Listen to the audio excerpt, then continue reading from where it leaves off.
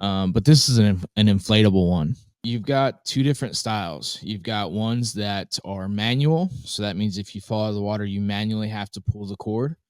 And then they have some that are automatic as well. So,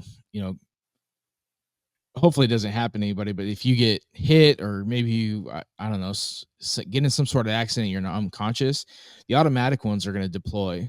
I don't know if it's like a piece of cotton or piece of something, but it's got it in the deploy mechanism that once it gets wet, it'll release it. Unfortunately, this happened to me before a tournament one day.